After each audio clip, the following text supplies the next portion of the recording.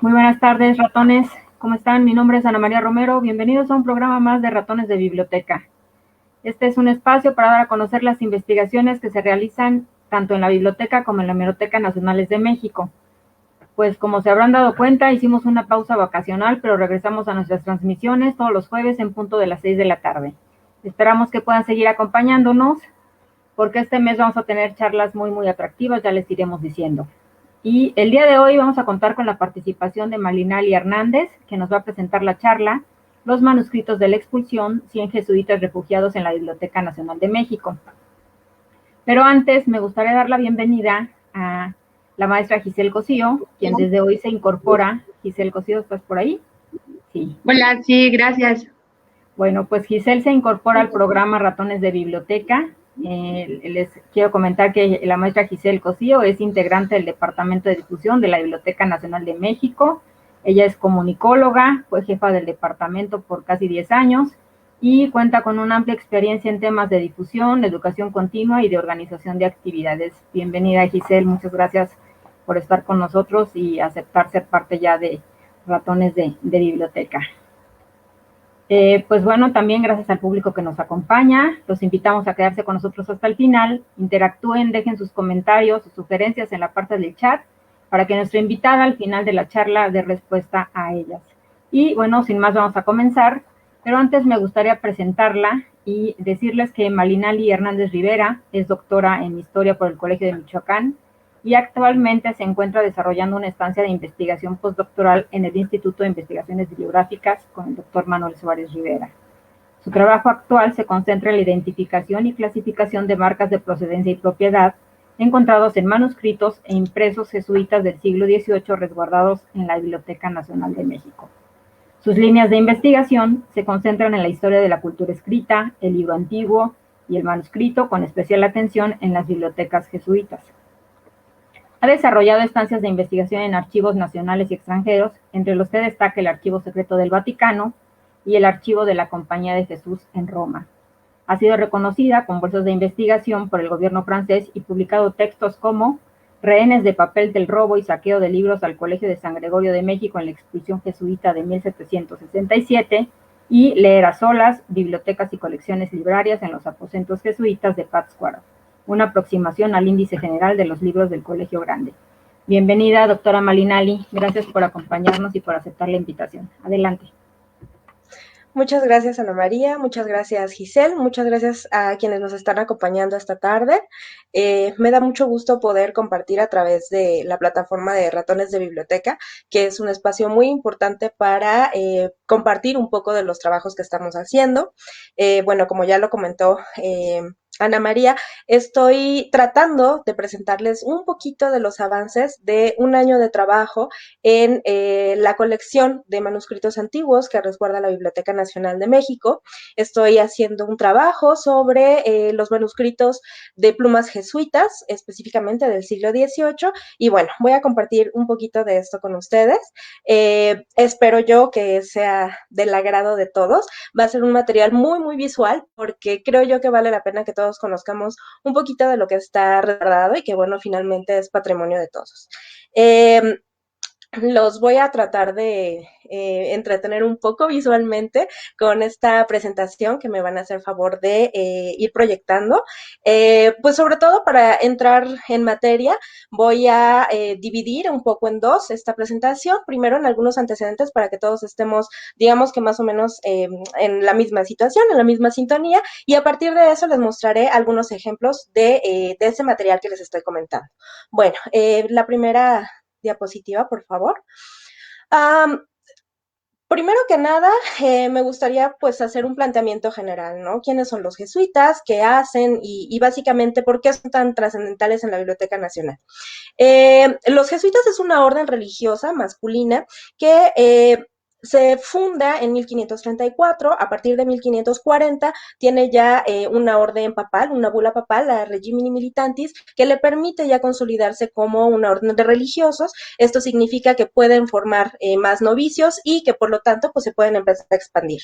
Es una orden que se forma de una manera, digamos, tardía porque se crea en la época moderna y esto significa, bueno, que va a haber ya una larga tradición de algunas otras órdenes, sobre todo mendicantes, que van a tener ya un desarrollo mucho más importante cuando ellos logran por fin llegar a la Nueva España. Los primeros jesuitas llegan a Nueva España en 1572, arriban por el puerto de Veracruz, evidentemente, y se logran establecer, sobre todo en la Ciudad de México, es donde organizan sus primeros asentamientos. Siguiente, por favor. Pero básicamente se expanden por todo el territorio de la Nueva España, que es mucho más grande que lo que nosotros conocemos ahora como el territorio nacional. Um, esta pequeña ilustración que ustedes ven es justamente un mapa de un jesuita que desarrolla en 1764, donde trata de plasmar más o menos de qué se trataba la provincia mexicana de la Compañía de Jesús, que es el nombre oficial de esta organización, asentada con sede en la Ciudad de México.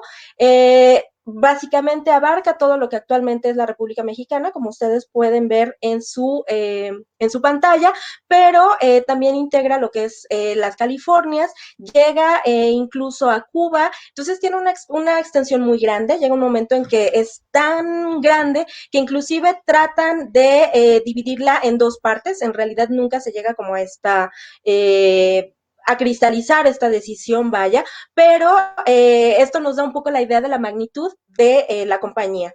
Logran expandirse de una manera tan rápida que para 1767, que es el año de la expulsión, hay más de 680 jesuitas que están viviendo en la Nueva España y bueno, van a tener orígenes muy diversos. Y eso va a permitir también que se trate de una organización tan diversa como la cantidad de personas que la conforman, obviamente sus orígenes. Hay muchos jesuitas de origen extranjero, hay jesuitas alemanes, hay jesuitas italianos, etcétera. Entonces todo esto le va a dar una configuración muy especial. Siguiente, por favor. Esta provincia mexicana no va a ser muy distinta a la labor de los jesuitas desarrollada en todo el mundo. Básicamente, los jesuitas tienen una idea de colegio o de vida colegiada que no necesariamente está asociada al colegio como nosotros lo concebimos, como una entidad propiamente educativa, sino a esta idea de estar colegiados. Vaya, aún así, es muy frecuente que nosotros los asociemos todavía a esta idea de la educación, porque hasta hoy sigue siendo la orden religiosa masculina con mayor presencia en todo el mundo del catolicismo y que está muy abocada a la educación. Hoy instituciones hoy tan grandes como la Ibero o como la ITESO, pues siguen siendo de filiación jesuita. Bueno, esta no es una cuestión nada nueva, como les comentaba. Prácticamente desde el inicio de la compañía van a desarrollar una vocación en donde a instancias de Ignacio de Loyola, que es el fundador de la orden, los jóvenes que se integran a ella van a estar formados en lo que él llama la virtud y las letras. Esto es muy importante porque básicamente lo que está haciendo Ignacio es pedir que todos los jóvenes que estén interesados en ingresar a la compañía tengan una formación muy especial. Es decir, no basta nada más con la buena voluntad de quererse integrar a la orden o de querer ejercer un ministerio, sino que ese ministerio siempre va a estar asociado también a un ejercicio que nosotros podríamos considerar más o menos intelectual. Al mismo tiempo, la educación que ellos proveen, tanto para sus novicios, es decir, para los jóvenes que tienen el plan o el proyecto de ingresar a la compañía en algún momento dado, como de los jóvenes o de los niños que se forman dentro de los colegios únicamente por la calidad de la educación que tienen los jesuitas en este momento, van a tener básicamente el mismo componente o la misma estructura de sus clases. Y va a ser fundamental que siempre se van a estar formando en lo que es la retórica, el arte del buen hablar, etcétera, y la escritura. Esto significa al mismo tiempo que estos jóvenes dentro del ministerio jesuita y los que estaban educándose para una vida secular, pero dentro de los colegios, pues van a tener un método que está basado pues prácticamente en la cultura escrita. Esto va a provocar que continuamente se estén generando escritos de distinta índole al interior de la compañía y que se van a ir resguardando de alguna manera. Siguiente, por favor. Cuando los jesuitas se encuentran ya más o menos cómodos, y digamos más o menos porque había ya un ambiente muy enrarecido en el siglo XVIII, Carlos III, el monarca español, toma la decisión de crear una práctica que es un documento real con fuerza de ley en la que se expatria a todos los jesuitas de sus territorios. ¿Esto qué quiere decir? Que les pone un ultimátum, una fecha en la que tienen que abandonar todos los territorios dentro de su monarquía, sean estos desde la sede en Madrid hasta el último rincón en la Nueva España. Todos los territorios de Carlos III deben de ser abandonados. La pragmática se dicta el 11 de abril y en Nueva España tiene efecto entre el 24 al 26 de junio. Tiene que llegar o llega de una manera secreta y cerrada. Entonces, bueno, que los jesuitas tenían alguna idea de que podría pasar porque de manera precedente en 1759 los habían ya expulsado de Portugal y en 1763 los habían expatriado también de Francia, pues bueno, no esperaban que fuera de esa manera. La expulsión viene a ser una ruptura total, no nada más con la compañía, sino también un desbalance muy importante en la vida general del virreinato, por lo que les comentaba sobre la educación. Básicamente todas las primeras letras, más o menos el equivalente a la educación primaria, que es donde todos los niños aprendían a leer, escribir, el silabario, las cosas básicas de su catecismo, estaban a cargo de los jesuitas y los grados de bachilleres generalmente estaban asociados a los colegios jesuitas por el tipo de educación que se brindaba. Incluso hay una relación muy importante de jesuitas y cátedras universitarias. Entonces, bueno, en el momento de la expulsión viene a ser una ruptura en muchos sentidos y viene a trastocar no nada más la vida de la orden, sino de una serie de instituciones y también de personas que estaban alrededor de la compañía. Siguiente, por favor. La pragmática sanción, que es este documento que ya les comento, es una recopilación, digamos, de las informaciones, que no explicaciones, porque en realidad Carlos III nunca da una explicación como tal de por qué está expulsando a los jesuitas, pero bien sí dice que a partir de este momento deberán ser expatriados. Se dice que no pueden llevar ninguna propiedad con ellos, más que sus breviarios, sus cosas más personales. Se les pone este ultimátum que les digo, va a ir variando un poco también dependiendo de la ubicación de tanto de los colegios como de los sacerdotes para que puedan salir y embarcarse a los estados pontificios y va a tener como toda una serie de características, sobre todo administrativas, para que se pueda llevar a cabo la expulsión. Al mismo tiempo se crean una serie de documentos en donde el rey dispone que todos los bienes que son de la compañía, todos los bienes temporales, y esta palabra es importante, van a ser secuestrados por la corona. ¿Esto qué quiere decir? Que pasan inmediatamente a propiedad de la corona, de la monarquía, y entonces es esta la que los va a administrar. Para ello se tiene que crear todo un sistema que se va a encargar absolutamente de todos los negocios de la compañía. Una cosa muy singular de esta orden religiosa es que, a diferencia de los franciscanos, exclusivamente de su actividad como mendicantes, es decir, de pedir la limosna, los jesuitas habían desarrollado también un método para poder poner a trabajar sus dineros, y eran hombres extremadamente ordenados. Tenían tratados específicos para el desarrollo de sus haciendas, para la cría de ganados, para todos sus negocios. Entonces, en el momento de la expulsión hay una serie de negocios trabajando para ellos, para que sus réditos les permitan mantener las clases de sus colegios de una manera gratuita y que los estudiantes puedan acceder sin que a ellos les cueste, ¿no? Entonces, todos estos negocios, el dinero líquido y los edificios que otrora pertenecieron a la compañía pasan a manos de Carlos III y se tiene que idear todo un plan para administrarlos. Evidentemente, hay ahí algunos problemas, sobre todo para saber de qué se trata un bien y cuáles son los bienes que interesan y cuáles no. Quienes se tenían que hacer cargo de toda esta nueva administración, digamos, eran durante este primer año de 1767 y básicamente hasta 1769, un grupo de los mismos funcionarios de las alcaldías que se tenían que hacer cargo de todo, desde las tocinerías hasta los negocios de los pulques, hasta los edificios, prácticamente todo.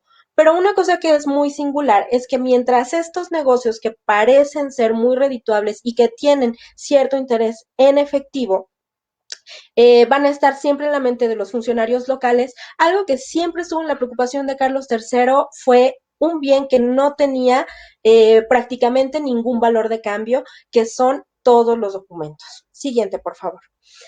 Cuando se dicta el secuestro de los bienes de la compañía, prácticamente con 10 días de diferencia, sale de la pragmática una instrucción de lo que deben de hacer los distintos funcionarios para la administración de los papeles. Llega un momento en que cuando llegan estos documentos a la Nueva España y básicamente a todos los territorios, llegan en conjunto, entonces al mismo tiempo que se promueve la expulsión, se hace un primer inventario de todos los documentos, papeles, en fin, básicamente cualquier tipo de elemento escrito tenía que ser recogido e inventariado. Y esto es muy particular, ¿por qué? Porque antes de cualquier preocupación, antes de hablar del dinero en efectivo, antes de hablar de empresas muy específicas que podían redituar un dinero, Carlos III está poniendo atención en los libros, papeles y manuscritos y decide que las bibliotecas se le van a recoger a la compañía, que se iban posteriormente a destinar a nuevas instituciones y que en el interim, todos los manuscritos o todos los documentos, por inútiles que parecieran, tenían que ser recogidos y esperar cuál era su destino. Básicamente, cuando él habla de los documentos manuscritos, se está refiriendo a todo tipo de documentos administrativos, que bien pueden ser escrituras, pagarés, vales, etcétera, todo este tipo de contabilidad que llevaban de una manera como muy estricta los jesuitas. También los papeles que tienen que ver con préstamos a rédito, en fin, todo lo que tiene que ver con actividades financieras.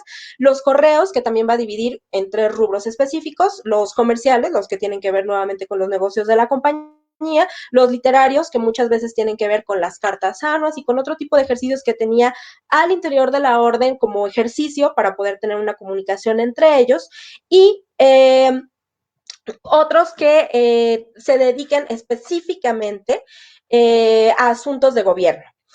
¿Qué eran estos asuntos de gobierno?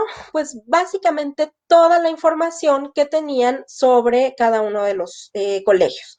¿Esto qué quiere decir? Bueno, el número de sacerdotes, a qué se dedicaba cada uno, cuáles eran las actividades que ellos tenían, a qué se dedicaban también en sus tiempos libres, cómo estaba conformado más o menos, digamos, estadísticamente cada domicilio, es decir, quiénes eran, a qué se dedicaban, qué edad tenían, de dónde provenían, cuánto tiempo habían estado en qué domicilio, si tenían también algún tipo de propiedad dentro de sus celdas, como pueden ser bibliotecas, como pueden ser algún tipo de pinturas, etcétera.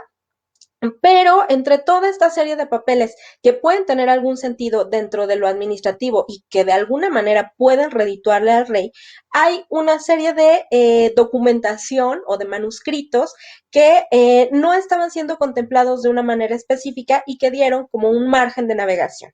Siguiente, por favor. Cuando habla el rey en su pragmática y en los documentos subsecuentes de los manuscritos, aparece entonces el problema, ¿no? ¿Qué son estos manuscritos? Bueno, literalmente, si ustedes buscan en un diccionario, básicamente en el diccionario de unidades, que es un diccionario contemporáneo, para 1734, si no me equivoco, 34-36, se definió un manuscrito básicamente como todo lo que estuviera escrito a mano, literalmente, y se podía utilizar también como una especie de sustantivo para denominar un conjunto de escritos que generalmente estaban asociados a lo literario. Entonces, bueno, aquí es donde entra o donde va a cobrar un poco de sentido qué es lo que yo les voy a exponer a partir ya de este momento, ¿no? El manuscrito básicamente no es nada más estos papeles que podían resultar inútiles, que podían estar sueltos, que podían pertenecer a un legajo o escribirse nada más de una manera pues prácticamente sueltos, sino que tienen toda una lógica al interior de la compañía. Entre las ordenanzas de la biblioteca, que es una serie de reglas compuesta por 2 estatutos que tienen que observar en todos los domicilios jesuitas, así sea en Goa, así sea en la Nueva España, en todos los domicilios, se destina un lugar especial a los manuscritos. Y los manuscritos que consideran en este momento la Compañía de Jesús son los cursos que van escribiendo los jóvenes los jóvenes bachilleres para poder obtener justamente su grado de bachiller, los que van siguiendo los cursos y las cátedras y algunas disertaciones que ellos presentan a final de año. Lo que guardan también entre estos manuscritos son en algunos casos obras teatrales, algunas copias de algunos también libros manuscritos y un elemento que hasta ese momento no había contemplado de una manera muy específica Carlos III, que son los códices prehispánicos.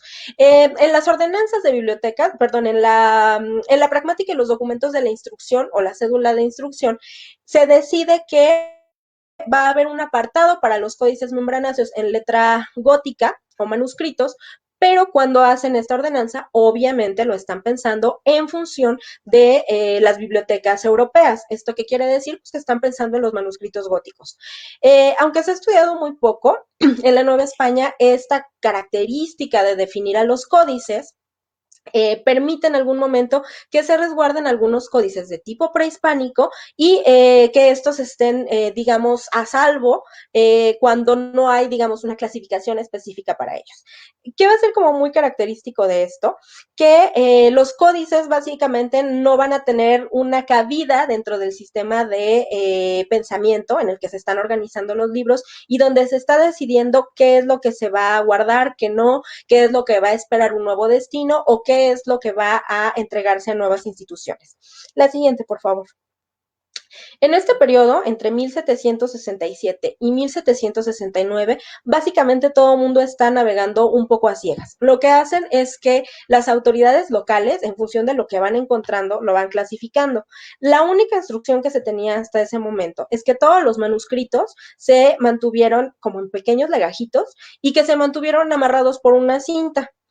Se tenían que resguardar en los mismos edificios donde se encontraron. Ya ustedes vieron prácticamente todo el mapa de la Compañía de Jesús, de la provincia, entonces básicamente había asentamientos por todo el reino de la Nueva España.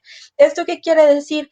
Que si bien había una concentración en el centro de lo que actualmente es la República Mexicana, es decir, en la Ciudad de México, donde había 5 colegios, y en Puebla de Los Ángeles, que había otros 5, había establecimientos regados, pues básicamente por todo el norte, por todo el sureste, en todo el occidente. Esto quiere decir que esa red de colegios, pues también significaba una red de documentación que no se tenía manera de llevar un control, ¿no? Uno de los principales problemas a los que se enfrentaron las autoridades locales es que las ordenanzas del rey estaban tomadas en consideración como si en cada uno de los lugares donde hubiera habido colegios jesuitas existiera un librero con la capacidad de clasificar tanto los libros como los manuscritos, pues bueno, la realidad era muy diferente, ¿no? La capacidad que tenían de encontrar una cantidad de gente suficiente para administrar estos bienes que ahora nosotros conocemos como bienes culturales y que son como muy específicos, es decir, que no tienen una forma básica de clasificación, sino que necesitan un conocimiento para saber de qué se tratan, para conocer el latín, para identificar algunos autores, para identificar las materias y los géneros a los que pertenecen, pues bueno, la administración fue básicamente un desastre. El registro pues se hizo de una manera muy poco eficiente porque lo único que estaba pidiendo la monarquía hasta este momento era que todos los manuscritos se apartaran de los libros que estuvieran impresos. Una vez apartados, se hiciera una especie de inventario, sin dejar fuera ninguno, obviamente privilegiando los que tuvieran forma de cursos, de escritos, de obras teatrales, de poesía, pero como esos no tenían un título o regularmente no tenían los títulos, se tenían que anotar en una especie de lista.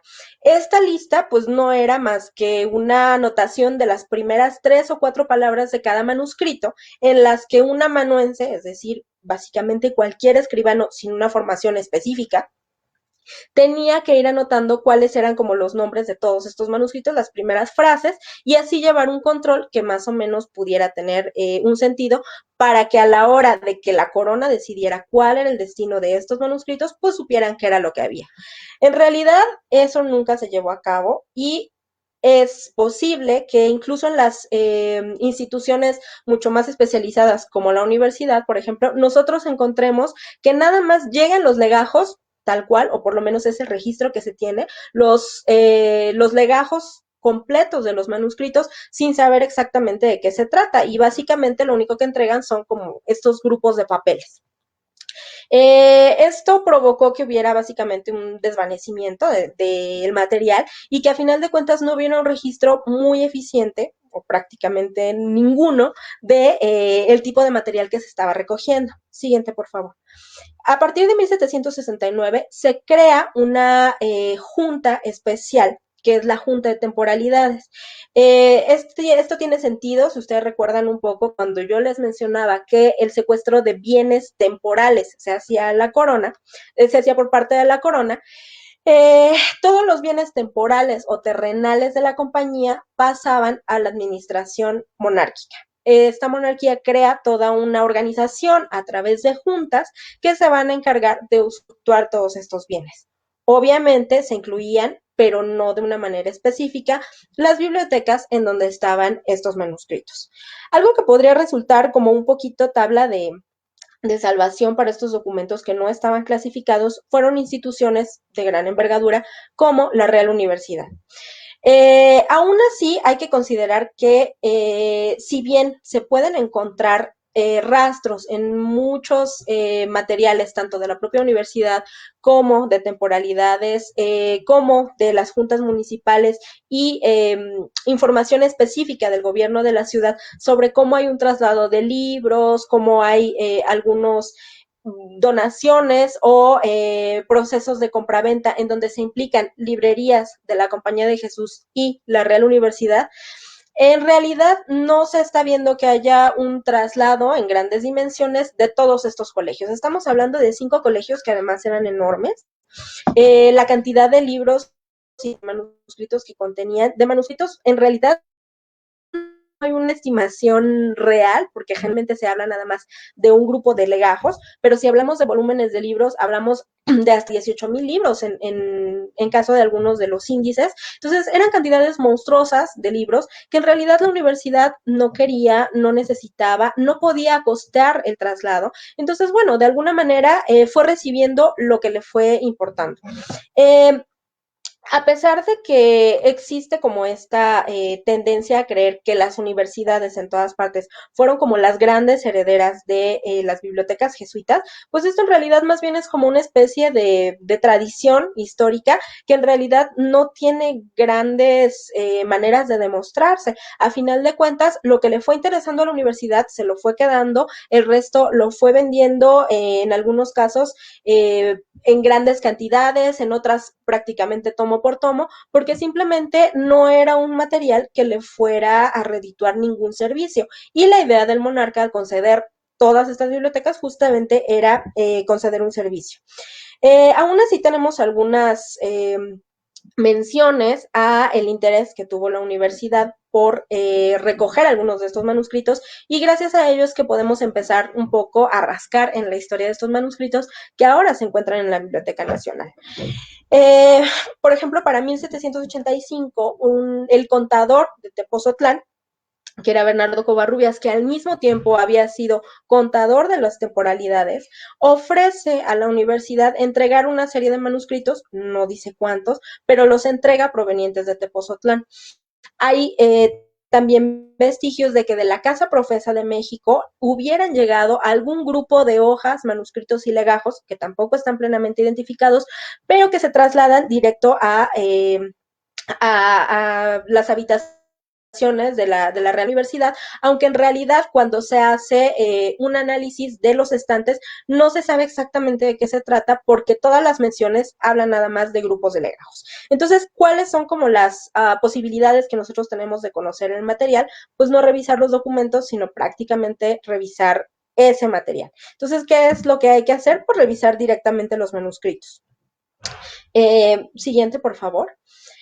Hay que tomar en cuenta que la mayoría de los manuscritos que ahora se encuentran a resguardo en la Biblioteca Nacional provienen o parecen provenir justamente de estos traslados que hacen a mediana y a grande escala a la Real Universidad, pero no son los únicos. Cuando los jesuitas son expulsos, varios de sus documentos de sus librerías pasan a otro tipo de órdenes religiosas, fundamentalmente los oratorianos, algunas veces con los agustinos, otras veces con los franciscanos, y en todo este grupo de documentos, pues nosotros podemos encontrar algunos rastros de estos manuscritos. La disponibilidad de ellos también va a depender de una política de selección que se hizo justamente en los años posteriores a la expulsión, y en los años posteriores a lo mejor no son ni los 5 ni los 10 años siguientes, sino a partir de 1770, 1780, que es cuando se empieza a apurar la distribución de los materiales que no estaban clasificados o que no estaban entregados hasta ese momento. Entonces, el medio para sobrevivir a la destrucción, pues básicamente fue permanecer en el anonimato. Entonces, mientras algunos consideran de una manera muy válida que la dispersión de las bibliotecas de la compañía fue un gran desastre, en cierto sentido que se hayan dispersado, es decir, que no se hayan tratado de entregar en bloque o que no se haya hecho una masa homogénea y se haya entregado a una sola institución, sino que haya tenido distintos destinos, permitió que de algún modo estos fondos se dispersaran y luego se volvieran a congregar. Lo que ahora les voy a mostrar son algunos ejemplos de los materiales. Siguiente, por favor. Básicamente me voy a centrar en uno de los tipos más presentes, pero sobre todo más ricos para analizar, que ahora están en la Biblioteca Nacional y que provienen en su mayoría de los fondos universitarios. Hasta ahora yo tengo revisado un poco más de 300 títulos y de estos del 80 al 84% provienen de la Real Universidad. El número depende un poco porque a veces se clasifican por título, a veces se clasifican nada más por el número de manuscrito y en algunos de los encuadernados vienen 2, 3 o incluso más títulos. Eso se llaman volúmenes facticios. Siguiente, por favor. ¿De qué es de lo que yo les estoy hablando cuando les digo que se trata de los cursos? Pues bueno, son estos pequeños encuadernados que básicamente tienen la misma estructura. Son encuadernados más o menos de 16 por 22 centímetros, casi todos encuadernados en piel, algunos están en pergamino, y son los cursos que dictaron profesores jesuitas o catedráticos jesuitas dentro de los propios colegios de la Compañía de Jesús. Yo me estoy centrando fundamentalmente en los del siglo XVIII por una cuestión de practicidad y básicamente de tiempo, pero hay mucho material también del siglo XVII. Estos materiales básicamente están centrados en la lógica, sobre todo en Aristóteles, y se trata de una serie riquísima en la que más o menos les voy a compartir algunas de las características físicas de qué es lo que ustedes pueden encontrar si dan una ojeada, incluso si se zambullen un poquito en Nautilo, que es el catálogo de la Biblioteca Nacional, donde hay varios ejemplares digitalizados. Siguiente, por favor. Básicamente la estructura es la misma de un libro. Viene un texto encuadernado, hay un índice, hay un contenido, están utilizando elementos gráficos. Algunas de las portadas tienen grabados cuáles son los títulos de los cursos, el nombre del profesor, si vienen uno o dos cursos, en qué años se hacen. Pocas veces, pero en algunas también viene el colegio al que pertenece. Entonces, bueno, eso nos permite también ir viendo como de dónde van acercándose los colegios. Hace un par de diapositivas ustedes podían ver el nombre de colegios que pertenecen al Arzobispado de México y que por tanto le correspondían ser entregados a la Biblioteca de la Real Universidad, ¿no? Pero hay que considerar que no nada más estos colegios que son San Andrés, el Colegio de San Pedro y San Pablo, San Ildefonso, San Gregorio, el noviciado de Tepozotlán, que son los que corresponden a esta jurisdicción, son los que aparecen ahorita. Y bueno, conforme vayamos avanzando, les voy a mostrar algunas otras marcas de procedencia que nos indican que hay elementos o materiales que fueron llegando, pues básicamente de todos los rincones posibles donde hubiera un colegio jesuita. Es muy característico que todos estos manuscritos son textos evidentemente escritos a mano, pero una gran parte utilizan en sus portadillas algunos grabados. Como ustedes pueden ver a mi derecha, a su izquierda, algunos han sido mutilados, son muy bonitos. Hay figuras muy características, como por ejemplo, están los arcángeles, está San José, hay muchas devociones a San José, está también muy frecuentemente la Virgen de Guadalupe. Siguiente, por favor. El corazón de Jesús, también, que es una de las advocaciones que los jesuitas impulsan mucho. Entonces, utilizan estas como portadillas que han sido impresas. Algunas son impresas dentro del Colegio de San Ildefonso, que tiene su propia imprenta. Esto significa que los jesuitas es la única orden que tiene durante el periodo virreinal o colonial una imprenta a su disposición. La siguiente imagen, por favor. Son capaces entonces de crear tanto cuadernillos, cuadernos, reproducciones parciales de algunas obras que utilizan para sus propios cursos y algunos de estos grabados. En algunos casos se utilizan las portadas completas, en otras solo se toman las imágenes como estampas y se pegan pues en estas imágenes. Está también, por ejemplo, San Luis Gonzaga, que es el que tienen a su izquierda, que es el patrono de las juventudes ignacianas. En fin, hay una serie de elementos que en la mayoría de los casos dice específicamente, ¿no? Esta portada pertenece al curso del profesor fulano de tal, perteneciente a la Compañía de Jesús, pero en casos en que no llegue a ver, las advocaciones también nos indican a qué orden religiosa puede pertenecer. Siguiente, por favor. Eso nos permite también tener a nosotros más o menos una idea de cuáles eran como estas imágenes preferidas de la compañía, no nada más en sus cursos, ¿no? Sino que tiene todo un programa iconográfico que va a estar presente dentro de sus iglesias, que va a estar presente dentro de sus libros, obviamente dentro de estos manuscritos, que se va a seguir como una tradición también dentro de los jóvenes que se están formando de la compañía. Y pues esto también les permite tener como una presencia global en el imaginario colectivo. Siguiente, por favor. Hay una serie de características que nosotros no podemos obviar. Si ustedes creen que estas ideas de escribirnos todos en las camisetas cuando terminamos nuestros estudios en la secundaria o la preparatoria es una cosa muy moderna, crean ustedes que no. Lo que tienen ustedes a la izquierda es la primera página y también en la última del manuscrito 419, donde todos los alumnos del curso del Padre Mesa, porque en este manuscrito hay dos cursos, el del Padre Mesa y el del Padre Rincón, están firmando que estuvieron en este curso. Siguiente, por favor. Este tipo de firmas, que a lo mejor no nos significa nada, los permite ir teniendo una idea de quiénes eran los que asistían a estos cursos. Estos muchachos, la mayoría de ellos, eran jóvenes bachilleres que se estaban formando, que tenían idea de seguir una carrera o religiosa o secular, pero que tenían pues un arraigo a la formación de la compañía. Vamos a encontrar algunas cosas como muy características y me gustaría que a partir de ahorita ustedes pudieran disfrutar de las imágenes como de una forma mucho más íntima, que es como nosotros tenemos la posibilidad de acercarnos a ellas.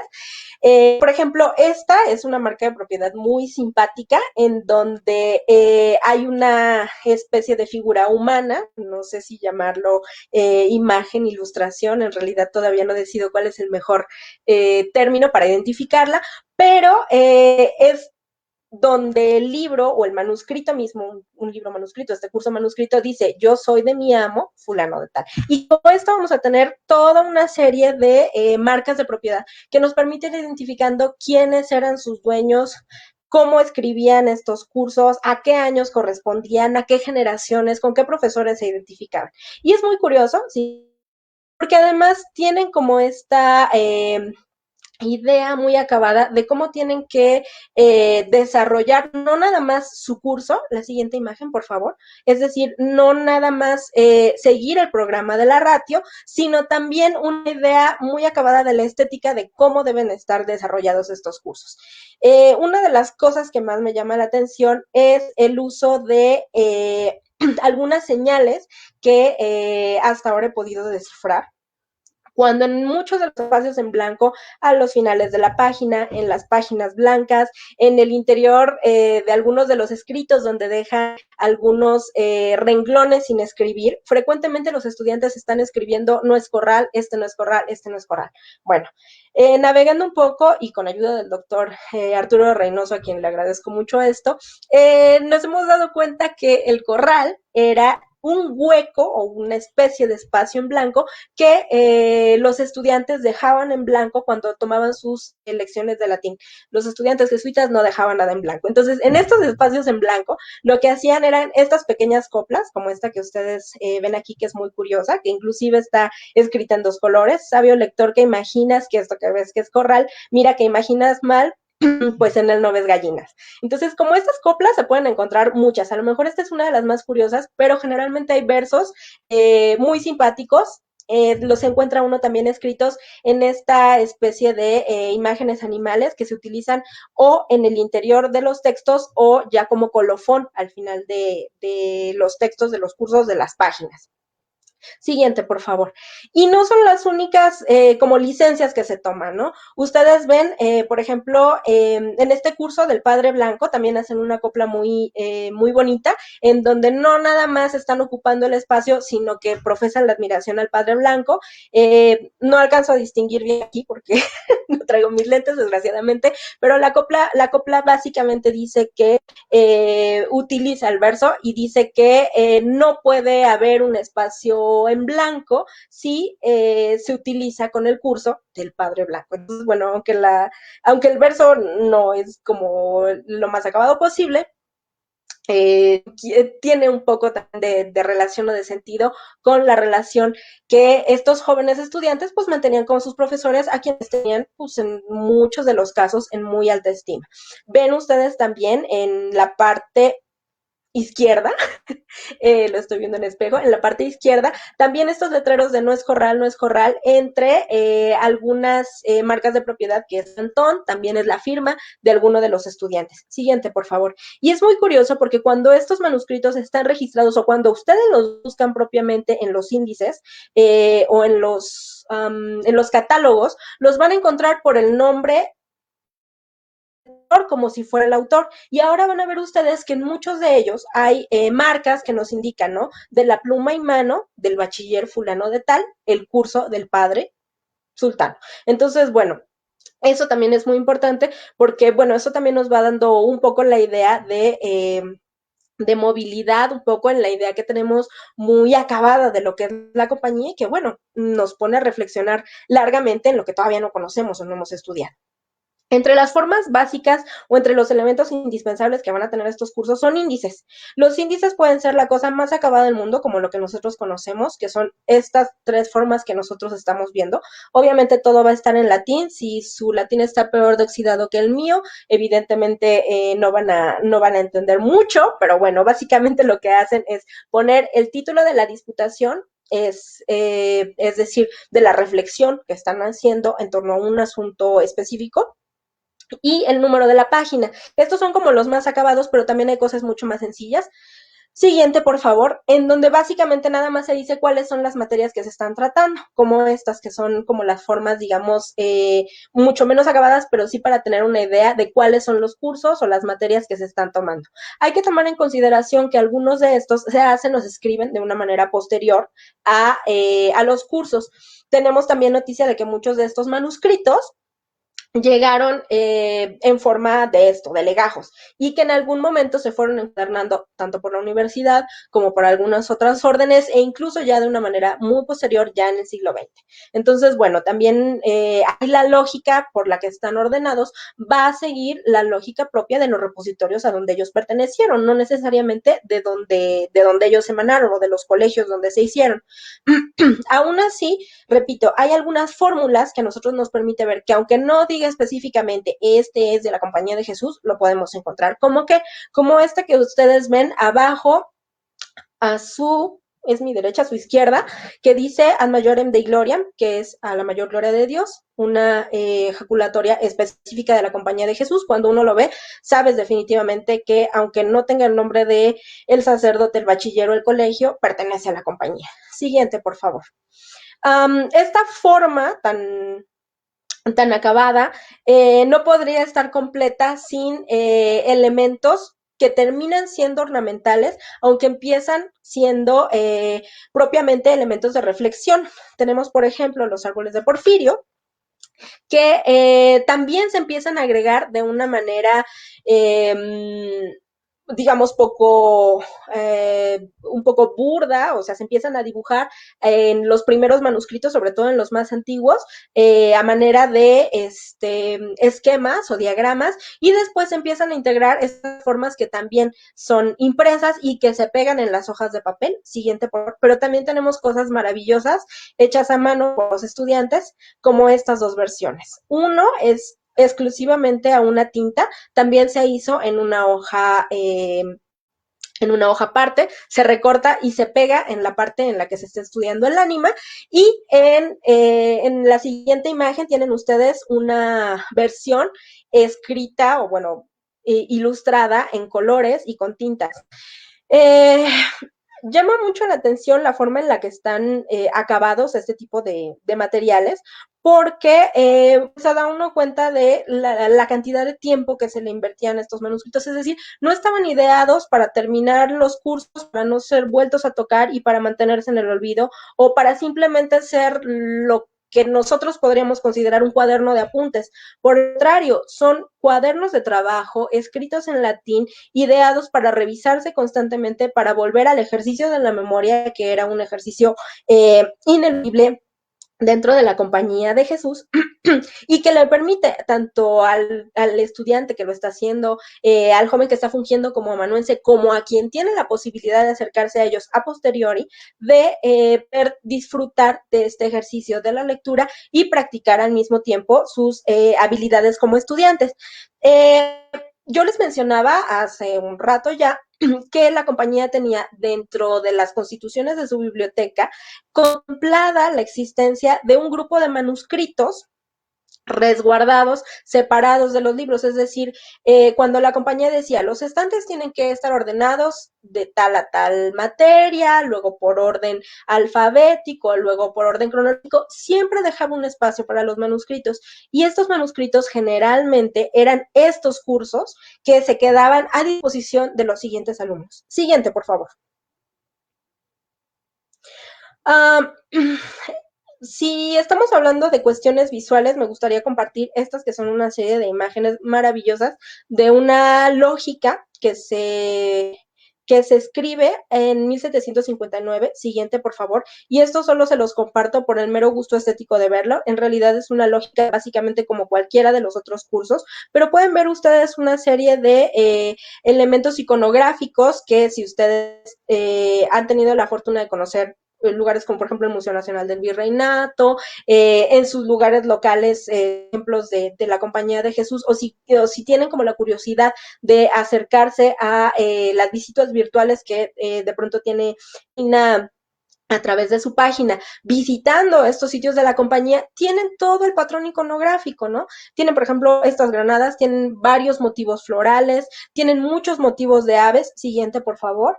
Y los van a estar utilizando, siguiente, como una especie de excusa gráfica, porque en realidad no tiene ninguna asociación con el material que ellos están trabajando. Repito, esta es una lógica aristotélica como las otras que nosotros hemos estado viendo. Siguiente, por favor.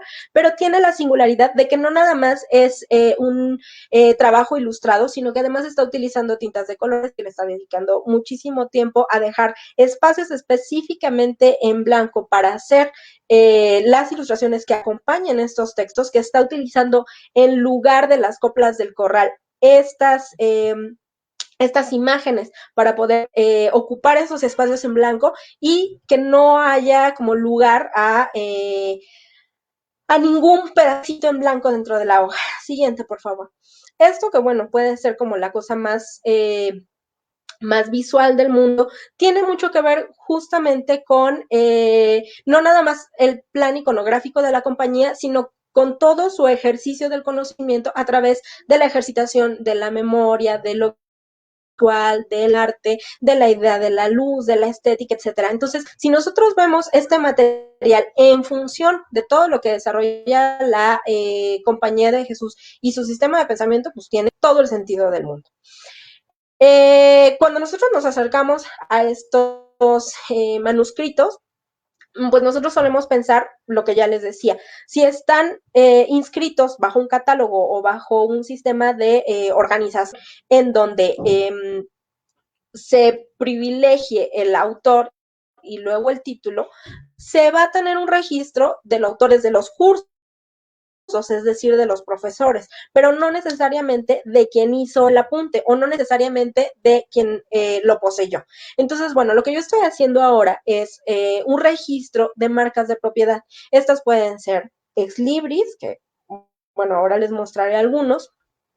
Pueden ser ex libris donde se dice específicamente, ¿no? Este libro es de, y se pone el nombre del autor. Algunas formas en grabado, que también se pegan como estampas en distintas partes del libro, puede ser bien en la contraportada, en la primera página, hay distintas formas de colocarlos, o también depende un poco del periodo en el que se hace, y las marcas de fuego, que probablemente sean como las que un poquito más nos suenen, que son esta forma de marcar los libros con hierros calientes, que tienen o bien un monograma, o bien unas siglas, o bien el nombre completo de alguno de los autores, ¿no? Estas marcas de propiedad se pueden encontrar en distintas partes, y yo aquí les voy a mostrar solamente algunas. La forma como más sencilla de poderlas identificar es cuando al final de los cursos dice, este curso se terminó el día, ponen la fecha, por el bachiller y se pone el nombre completo, pero estos en realidad son muy pocos los alumnos que lo registran. Aún así, pues bueno, nos permite ir viendo no nada más quién era el alumno, sino así poder identificar a qué colegios pertenecían, porque llega un momento en el que uno ve todo este mar de textos disponibles y dice, bueno, ¿y qué demonios hacen en la universidad, no? Ahora iré a eso. La mayoría van a estar en la primera o en la última hoja, pero también hay que considerar que en el interior de los manuscritos también hay muchas marcas que de pronto pasan desapercibidos. Siguiente, por favor. A veces son marcas muy pequeñitas y tienen que ver nada más con los apellidos de los propietarios. Como ven ustedes, la segunda marca a la izquierda, de arriba para abajo, dejé solo una parte del texto dentro del manuscrito para que ustedes puedan imaginarse de qué tamaño es la marca de propiedad en la página 97. Esto a lo mejor parece un sinsentido, pero ¿cuántos de nosotros no hemos marcado nuestros libros? Siempre sabemos que en la página 33, 44 va a tener por ahí nuestro nombre. Hay quien usa sellos, hay quien usa tintas, y básicamente era lo que hacían estos jóvenes estudiantes. En algunas otras vamos a tener la fortuna de que diga pertenece a, y no nada más a un propietario personal. Por ejemplo, se pueden encontrar distintas marcas en donde se diga quién fue el amanuense, es decir, este curso se terminó por el estudiante, por el bachiller fulano, que se encuentre dentro del mismo manuscrito otra marca de propiedad donde diga este manuscrito pertenece o mi dueño es, e inclusive otra marca que tenga que ver con alguna asociación de tipo institucional, ¿no? Como un sello de la biblioteca de la universidad, de la biblioteca agustina, no sé.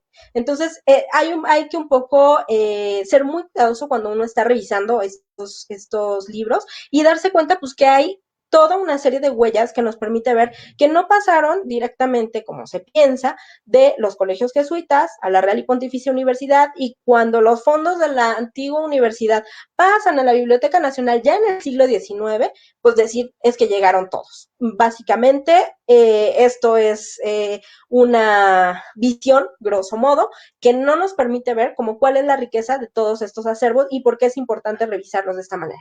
Siguiente, por favor. Estas marcas pueden ser como desde la cosa más característica como el nombre completo hasta cosas muy sencillas como nada más un par de iniciales, como nada más un apellido. Por ejemplo, aquí tenemos que reconstruir que se escribe nada más el apellido del padre Bellido. Entonces ahí acudimos a quién es el autor. Sabemos ya que hay que buscarlo dentro de los catálogos de la Compañía de Jesús, más o menos entre los años de 1730 a 1756, que es donde está calificado el manuscrito, identificar quién era, si era algún profesor, y nos encontramos en ese mismo libro, y por eso está asociado junto, alguna inscripción esta que dice aplicado al Colegio de Oaxaca, del Colegio de Oaxaca, la Real Universidad. Entonces, bueno, hay como toda una serie de pistas que hay que estar muy atentos, porque pues si nada más revisamos los libros, los cantos, por arriba, por abajo, primera y última página, nos vamos a perder como todas estas pequeñas pistas que, hojeándolos de uno por uno, nos van a permitir entender quiénes son, ¿no? Cuando yo hablo de 100 jesuitas refugiados en la Biblioteca Nacional, es más que nada una licencia poética, porque son mucho más de 100 jesuitas los que están clasificados como autores.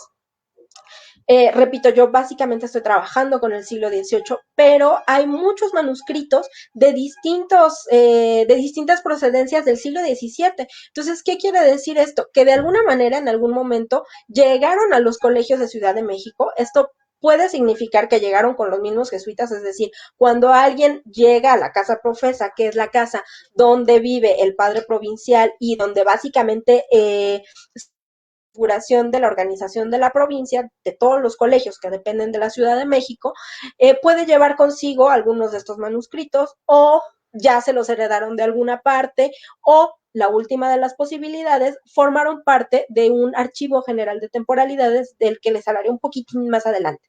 Siguiente, por favor. Aún así hay que considerar que aunque estas marcas nos den muchos indicios sobre la prevalencia de la universidad como el origen del fondo que nosotros ahora podemos consultar en la Biblioteca Nacional, hay que considerar muchos otros posibles poseedores temporales. Cuando expulsan a la compañía y se redistribuyen sus bienes, me parece que uno de los grandes beneficiados fue el Oratorio de San Felipe Neri, que recibió muchas de las construcciones que en otro momento pertenecieron a la compañía, y con estas construcciones muchas veces iban las bibliotecas, ¿no? Si no se habían asignado, si no se habían recibido en un tiempo récord, cuando se pasan los edificios muchas veces se quedan allí y se mandan en algunos casos cartas para pedir aprobación para quedárselas, para aprovecharlas. En otros casos se conceden directamente, en algunos otros casos hay gente que los está pidiendo. Entonces, toda esta movilidad permite que haya una serie de poseedores de estos manuscritos que en algún momento se crearon dentro de la compañía, que salieron de ella, que se estuvieron dispersando y que se volvieron a utilizar. ¿Y por qué esto es importante? Porque cuando se expulsa a los jesuitas, aunque el rey nunca dice explícitamente cuáles son las razones que lo llevaron a expulsarlos, hay una serie de elementos políticos en los que está involucrado la compañía, que tiene que ver también con una serie de reformas a posteriori, en donde se prohíben las cátedras universitarias que antes tomaban los jesuitas o que estaban fundadas por los propios jesuitas. Se prohíbe el uso de todos sus libros a partir de 1772, desde el Manual Cristiano más inocente hasta sus tratados de política. Se separan todos los libros que creen que pueden ser perjudiciales, y hay una política como de eliminar un poco de la memoria a la Compañía de Jesús, y sin embargo estos manuscritos que en realidad podrían contener algo de la memoria de la compañía pues siguen circulando y siguen siendo importantes y siguen siendo interesantes, tanto dentro de la propia universidad, que se supone que tenía una tradición completamente diferente a la tradición educativa de la compañía, que se estaba renovando, que estaba estaba viviendo justamente este tránsito de cátedras, que estaba también viendo cómo emergían instituciones como por ejemplo el Jardín Botánico, instituciones que tenían más que ver con una tradición científica ilustrada y que tenían ya una brecha muy importante con la escolástica y con la tradición religiosa que en algún momento representaba la Compañía de Jesús, ¿no? Entonces, a pesar de que en teoría existe esta brecha, de que en teoría hay este rechazo político, siguen circulando porque siguen siendo interesantes y no nada más en la gente a la que llegan y le enjaretan y le dicen, ¿sabes qué? Te toca quedarte con esta biblioteca y aquí van 300 manuscritos que no sabemos qué son, pero tú eres el que se tiene que hacer cargo. No, es gente que los está pidiendo, que los está reutilizando, que los está marcando y que los está sellando. Y así como nosotros vemos sellos institucionales, vemos también de algunas otras personalidades. Se me viene a la cabeza, por ejemplo, don Agustín Pomposo, que era el tío y tutor de Leona Vicario. Bueno, hay una serie de personalidades que están involucradas, que están recogiendo estos libros que no sabemos si en algún momento incluso pagaron por ellos, y estos libros manuscritos van a tener una trascendencia y una segunda vida. En la universidad, la cantidad de textos, de cursos de lógica aristotélica nos permite ver que, bueno, de algún modo siguieron siendo aprovechados dentro de los cursos de la universidad, aunque aparentemente era un conocimiento que se consideraba, pues estaba haciéndose arcaico. Siguiente, por favor. Las procedencias que nosotros vemos aquí son solo algunas de las que he encontrado. Entre las que destacan, pues está la de la Biblioteca Turriana, que ustedes pueden ver ahí su ex libris, es un sello muy bonito, es la Biblioteca de la Catedral Metropolitana, del Colegio de San Francisco de México. En los mismos libros va uno encontrando también asociaciones a Oaxaca, a Guadalajara, a el Colegio de Pátzcuaro. Entonces, esto significa que en algún momento circularon hacia destinos muy lejanos de los lugares donde se emanaron, porque estos textos fueron escritos, digamos, en el Colegio de Guadalajara, tienen un sello del Colegio de Puebla y tienen al mismo tiempo una marca en tinta de un funcionario que estaba en las provincias de los Tepehuanes. Entonces, tienen toda una circulación y vuelven a aparecer de nueva cuenta en la biblioteca. Siguiente, por favor. Y lo que vamos a tener es que ahora nosotros podemos identificar algunas de las marcas. En realidad son muy pocas, no es ni siquiera el 30% de los manuscritos los que están marcados o los que tienen algún tipo de asociación a marcas de procedencia, como por ejemplo esta, que es la marca de fuego de la Real Universidad. La de abajo que no la he podido identificar, pero que es muy parecida al convento agustino de Pachuca, pero no he podido identificarla hasta el momento. Y y ex libris en tinta, ¿no? Entonces, toda esta circulación nos permite ver que fuera de la concentración de la capital del virreinato, también hay o empieza a haber como otra movilidad, otra capacidad de permear de estos manuscritos porque hay un interés en ello. Siguiente, por favor. Es decir, que no nada más los libros que podían traficarse por algún precio nos permiten identificar o no un cierto interés en este material de compañía. Finalmente quiero decir que para esta presentación me he centrado en los cursos de la compañía porque básicamente el 80% del material que está ahorita disponible en la Biblioteca Nacional está conformado por cursos de distintas materias y de distintos años. Hay otro tipo de materiales que son riquísimos para conocer a la compañía y también para conocer el interés que tuvieron otras instituciones en ellos. Hay, por ejemplo, libros de viaje, hay bitácoras, hay tal cual libros manuscritos, es decir, copias hechas a mano por algunos amanuenses, como por ejemplo historias de las Filipinas, historias del Japón. Está una rosa de Jericó, por ejemplo. Hay distintos materiales que han sido transcritos a mano de libros que o bien eran muy costosos o bien ya no se podían seguir y que de alguna manera reprodujo la compañía que seguían provocando cierto interés.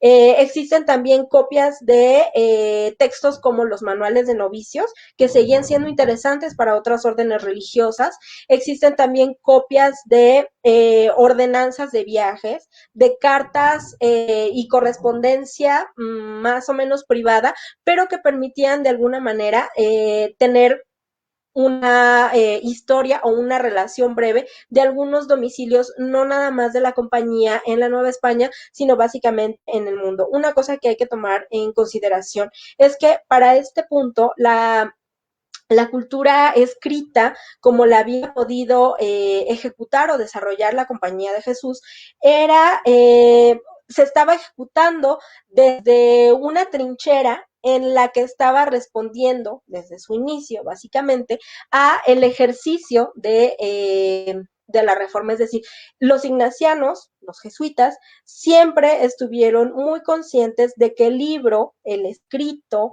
la correspondencia, las cartas sanas, básicamente todo el manejo de la pluma, era una forma no nada más de mantener comunicación con el generalato en Roma o con la cabeza de su provincia en la Ciudad de México o entre ellos mismos en una red de colegios, sino también era una forma de misionar, porque todo esto que nosotros vemos como rastro de vida a través de diarios de vida, de bitácoras de viaje, de reseñas de caminos, le permitan al jesuita ejecutar una parte muy importante de su misión, que es dejar el legado para quienes vienen atrás de él, que son sus compañeros de orden y que van a encontrar en esto una huella que seguir. La paradoja de esto es que esas huellas que ellos fueron intentando dejar al interior de su orden para ayudarse ellos mismos y que trataron de algún modo de ser, si no borradas, sí disueltas en la memoria por la corona, encontraron en la dispersión una forma de permanecer vigentes y de seguir levantando el interés de quienes estaban fuera completamente del sistema de la compañía. Muchas gracias. Muchas gracias a la doctora Malinali Hernández por esta estupenda charla. Los manuscritos de la expulsión, 100 jesuitas refugiados en la Biblioteca Nacional. De veras ha sido un panorama muy, muy completo el que nos ha dado. Algunos de los comentarios era que ibas un poquito rápido, pero definitivamente debo decirles que la doctora lleva un año haciendo su investigación postdoctoral y ha sido muy, me imagino que fue muy complicado armar la charla para una hora, ¿no? De toda esta historia, de esta historia de siglos. Entonces, muchas felicidades, Malinali. Bueno, los jesuitas, como todos sabemos, fue una de las órdenes mendicantes que llegaron a la Nueva España, junto con los franciscanos, los dominicos y los agustinos, pero antes de pasar a los saludos del público y a las preguntas, yo quisiera preguntar, ¿por qué fue la única orden que se expulsó?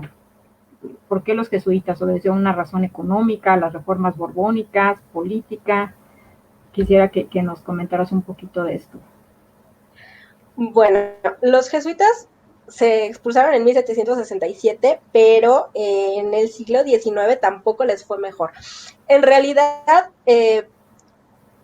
voy a tratar como de ser muy sucinta en mi respuesta, porque en realidad no hay una sola respuesta a esta pregunta que planteas, que es súper interesante, que le ha dado muchos dolores de cabeza a muchos especialistas desde distintas disciplinas, para tratar de indagar cuáles fueron las razones que hicieron que sacaran a toda una compañía que llegaba a representar no nada más un motor importante en la educación, también en la economía, en la administración, y que básicamente los dejara fuera del panorama después de haber sido tan importantes, ¿no? Hay que considerar que los jesuitas durante mucho tiempo fueron consejeros reales, que estuvieron asociados a las casas reales como confesores, como tutores, que inclusive en algún momento presidieron la Inquisición, que fueron lectores de la Inquisición. Entonces, justamente todo este poder e injerencia que fueron acumulando durante tantos años era muy característico porque eran hombres muy preparados. Alfonso Alfaro dice que la Compañía de Jesús nació en la universidad y efectivamente Ignacio de Loyola y sus primeros compañeros que fundan la Compañía de Jesús se conocen en la Sorbona, entonces, en la Universidad de París, perdón. Entonces, desarrollan como toda una serie, un programa en el que no es suficiente nada más la contemplación, sino también la acción. Y esa acción les permite también un desarrollo intelectual. Todavía hasta la fecha, los jesuitas tienen 15 años de preparación, la mitad de ese tiempo lo hacen en preparación intelectual, tienen que estudiar filosofía como licenciatura y alguna otra carrera, y después forman sus votos. Volviendo un poco a esto, la injerencia que ellos habían alcanzado gracias a esto, pues era muy peligrosa porque funcionaban básicamente como una organización, les decían que era un estado dentro del estado, aunque realmente eso es bastante cuestionable, pero la verdad es que se les tenía como bastante miedo a que se pudieran seguir confabulando, como se decía entonces. Decía yo que en la experiencia hispana no fue la primera, se les expuso también de Portugal y también de Francia. Hay un programa en el que básicamente toda la generación de jóvenes que se educan con los jesuitas, que están al servicio de las distintas coronas, empiezan a ser vistos como con mucha sospecha por una nueva generación de jóvenes que se educan en las universidades públicas, que son conocidos como los manteístas. Entonces, por un lado, como que ya no le parece a la gente también que esta serie de jóvenes privilegiados, también nobles, muchos de los miembros de la compañía tenían muchas riquezas, venían de casas nobles, etcétera, tenían linajes muy reconocidos. Entonces, bueno, también está como esta parte. Por otro lado, hay una serie de implicaciones también económicas en donde había una serie de privilegios en los diezmos que se estaban discutiendo que ponían mucho en duda de si se les estaban otorgando más privilegios que al resto de las órdenes religiosas. Tenían frecuentemente muchos problemas con los dominicos, por ejemplo. Tenían muchos problemas en ideología con respecto a la teología.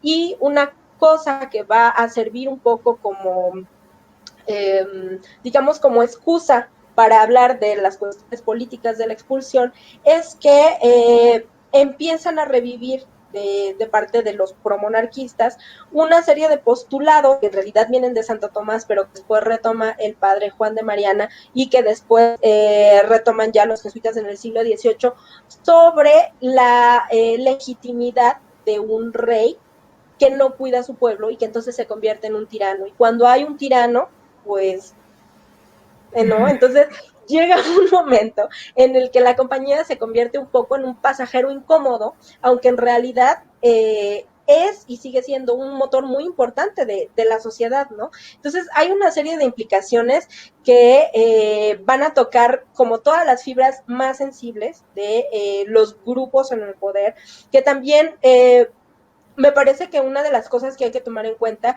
es que Carlos III los haya expulsado no tiene que ver con su filiación personal. Él era un monarca que a título personal era profundamente religioso, pero antes que nada era guardián de un estado.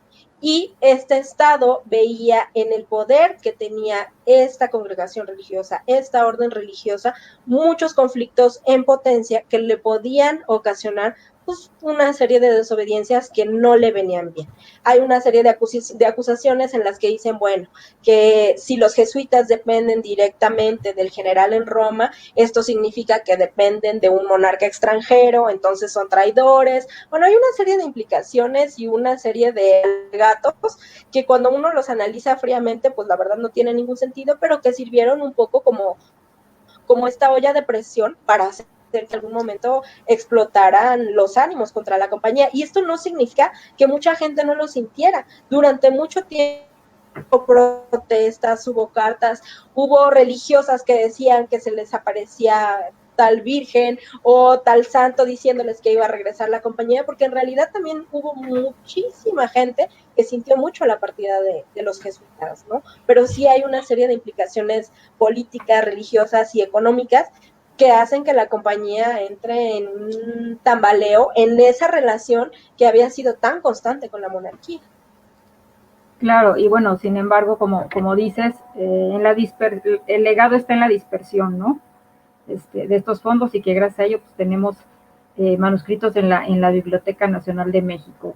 Vamos a dar paso a los saludos y algunas preguntas porque ha generado mucha inquietud tu charla. Bueno, saludos a Irma Lidia Zárate, a Guillermo Gómez, a Anabel SD, a la librería La Higuera de San Luis de la Paz, a Socorro Romero, Adriana Fernández desde San Luis Potosí, muchos saludos, Federico López, Lori Jones desde San Luis Potosí también, a la doctora Hilda Valdés, al doctor Alejandro González Acosta, a Tere Capetillo también desde San Luis. Evidentemente habíamos mencionado que la doctora estudió hasta en el colegio de Michoacán, ¿verdad? Entonces, sí. Hay mucho interés de saber. Del Colmich. Bueno, en San Luis tienen una escuela muy importante sobre estudios novohispanos, entonces me imagino que hay mucha gente que está inmiscuida en estos temas. Gracias por acompañarnos. A la doctora Eli Treviño también, a Blanca desde Oaxaca, saludos. Aaron Tercero, Clara Guadalupe Pineda desde el Estado de México, de Ecatepec, a Ernesto Molina Reyes, saludos cordiales. Biblioteca Central del Estado de Hidalgo, Ricardo Garibay, Edith Rivera, Adriana Lucero también, José Luis Guerrero, una persona que está escrita en griego, que no puedo leer su nombre, pero a ver si ahorita nos dice. Ansara Ibáez, a José Sabas Medrano, Edwin Alcántara nos dice brillante exposición, doctora, fascinante tema. Hilda Valdés dice, el especialista de este manuscrito del padre Abad ha hablado. Liliana Benzo dice, bueno, no es evidentemente lo que mencionan aquí, pues las charlas quedan grabadas en Facebook, entonces si ustedes quieren regresar, también las vamos a subir a nuestro canal de YouTube, así que pueden regresar a la charla en el momento que ustedes quieran, ¿no? Y tenemos una pregunta de Leo Reyes, dice, ¿hay algunos que hayan pertenecido al Colegio de Mérida, algunos de esos manuscritos? ¿Se tiene noticia? Sí, bueno, primero, una disculpa, sí me llegaron los mensajitos también de que iba muy rápido. Una disculpa, yo suelo hablar muy rápido más en la charla. Tengo como esa mañita de hablar muy rápido. Pero bueno, tendré que respirar muy profundo y tomar en cuenta pues que algunos de ustedes me hacen el favor de considerar esto lo suficiente como para tomar apuntes, como decía por ahí alguno de los lectores. Para Leo, sí, efectivamente, yo he encontrado nada más 2 manuscritos que tienen tal cual, que es del Colegio de Mérida, pero sí he encontrado por ahí textos que pertenecieron al padre Agustín Castro, que estuvo durante mucho tiempo en Mérida. Entonces, probablemente si nosotros los datamos, podemos hacer el cruce de en qué fechas estuvo, en qué fechas se produjeron y ver si provienen de ese colegio. Lo que yo encontré de los colegios, bueno, del Colegio Meridano, es que estos 2 manuscritos tienen también un sello en tinta en donde pertenecieron al Colegio Angelopolitano, esto quiere decir que estuvieron en Puebla de Los Ángeles, o sea que en algún momento pudo haber el padre directamente trasladándose desde Mérida a Puebla, o en algún momento alguien los heredó, los tuvo y se los llevó consigo. Generalmente cuando se encuentran manuscritos que están fuera de la periferia de la Ciudad de México y de los colegios más cercanos a ella, pertenecen o pertenecieron a la casa profesa. ¿Por qué? Porque se crea un archivo general de temporalidades entre 1771 y 1773. En el 71 se decreta que se crea el archivo, pero tarda un poco en crearse. Y se dice que todos los manuscritos y a partir de 1772 los libros de laxa doctrina o los que fueran considerados como sediciosos, peligrosos, inflamantes, se tenían que mandar al archivo para que estuvieran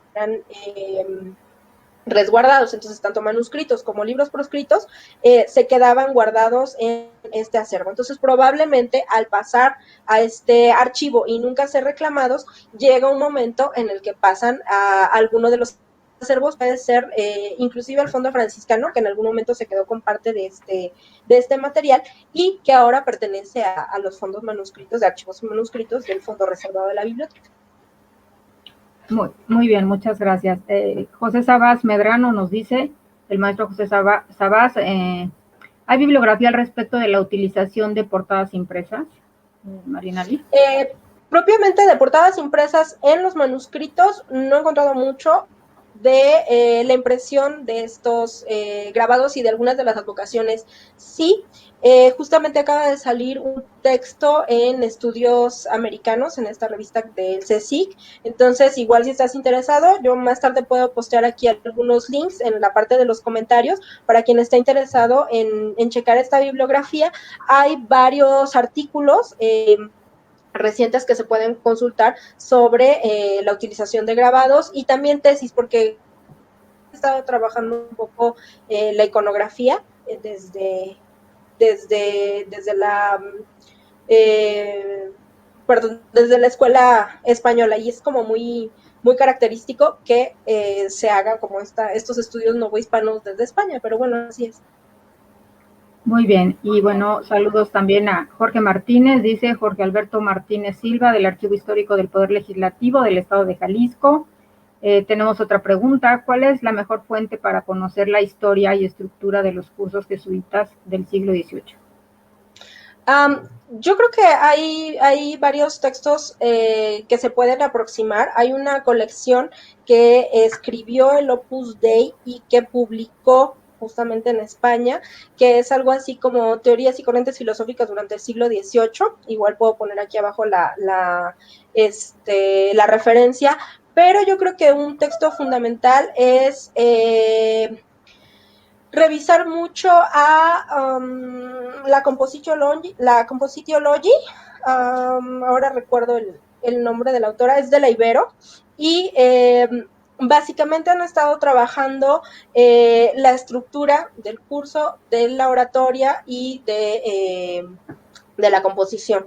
Entonces, digamos que eso es como una guía más o menos de cómo se estructura todos los cursos, no nada más cómo están escritos, sino básicamente el desarrollo de la clase como tal y luego del curso ya escrito por el profesor. Muchas gracias. Y bueno, tenemos un comentario. Sí, el video, recuerden, se queda grabado en Facebook y también lo vamos a publicar en nuestro canal de YouTube. También si quieren regresar a alguna de las otras charlas que hemos tenido, ya tenemos más de un año con estas charlas de ratones de biblioteca, entonces pueden regresar en nuestro canal de YouTube. Tenemos un comentario de Eli Treviño, dice: gracias por compartir tan bellas imágenes, Malinali. Son una maravilla, marginalia, ejercicios probatio perenne, y aprovechamiento de espacio. Es muy interesante lo que compartes, y quisiera yo preguntarte, para los legos, para los que no estamos tan versados en esto, ¿cuál sería la diferencia entre una marca de propiedad y una marca de procedencia, Malinali? Bueno, la marca pueden considerarse en los dos ámbitos. La marca de procedencia a mí me indica, por ejemplo, la ubicación de alguno de los colegios, no necesariamente que fuera que perteneciera a este colegio, digamos. Están, por ejemplo, las marcas de fuego, están los eslibris, esas son las marcas de propiedad. Algunas marcas de procedencia a mí me pueden indicar incluso alguna tinta en donde diga el colegio fulano, inclusive pueden ser la numeración que tienen las clasificaciones en las portadas, pueden ser inclusive las etiquetas de las clasificaciones de las colecciones a las que pertenecieron, de la localización dentro del sistema de clasificación. Entonces, esas son una marca de procedencia de dónde estuvo ubicada, y la marca de pertenencia es quién fue en algún momento su propietario, su recipiendario, su poseedor, quién los aprovechó, quién los utilizó, vaya. Y como dices, no hay nada nuevo bajo el sol, pues ya se marcaban los libros, ¿no? Sí, no, definitivamente no hay nada nuevo bajo el sol. Hay muchos trabajos que abundan. Hay ahora también muchos equipos de trabajo que han estado investigando sobre las marcas. Hay un trabajo muy interesante de justamente de mi tutor sobre la marca de fuego de la Real Universidad, donde despeja ahí muy bien todas estas dudas, del doctor Manuel Suárez. Hay una serie de trabajos que han estado tratando de identificar justamente de dónde vienen estas colecciones, pues para decir esto, ¿no? Que no tienen ni un origen ni un fin único, que parte de la naturaleza de las bibliotecas y de todos los libros es pues seguir peregrinando, que nunca tienen en realidad un destino acabado y que justamente las posibilidades de identificar de dónde proceden, hacia dónde van, es identificar también a quienes interesan y por qué son vigentes, ¿no? Porque de repente nosotros pensamos como en esta biblioteca de fondos antiguos, como algo ya muy acabado, algo terminado, pero hay intercambios institucionales, hay intereses, hay organizaciones, hay personas inmiscuidas, entonces es lo que nos permite entender la vida o las vidas de los libros, ¿no? Por supuesto, y bueno, también como señala la doctora Eli Treviño, que es una de las estudiosas de la marginalia, las marcas también, ¿no? Al margen, son muy, muy importantes para conocer la vida de los libros, como señalas. Sí, Nos dice y sí es maravilloso, ¿no? Porque como en cosas más coloquiales, decía yo alguna vez en Facebook, justamente compartiendo una de estas imágenes donde están llenas, por ejemplo, nosotros todos lo hemos hecho cuando somos estudiantes, ¿no? Haces tu curso y mientras te aburres haces por ahí algún dibujito. Recuerdo mucho que en alguna exposición la doctora Marina Garone también me decía, ¿no? Qué interesante que digas que hay un desfogue emocional. Sí, muchas veces estos cursos que están así perfectamente escritos, con una letra impecable, que están aprovechando los espacios en blanco, escribiendo sus copias de Nuez Corral, de pronto tienen nada más caligrafías o nada más pequeñas repeticiones de letras en donde de pronto los estudiantes nada más están ocupando el espacio, es decir, cuando estos cursos no están destinados como para ser guardados, sino nada más para el uso personal, o cuando pasan de una mano a otra, porque también de pronto te encuentras como varias referencias de los bachilleres a los que pertenecieron, pues de repente te encuentras nada más el dibujito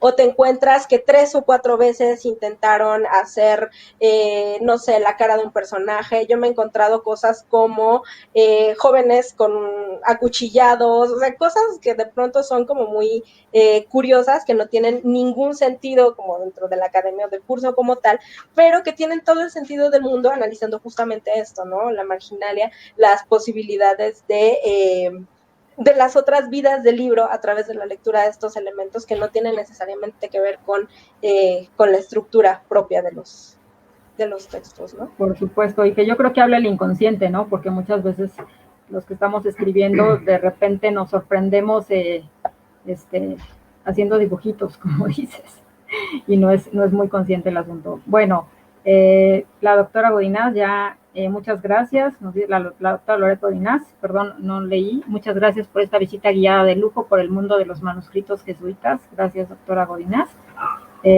Otra pregunta, ¿es posible saber a qué imprenta recurrían los jesuitas en el siglo XVIII, Marina Lee?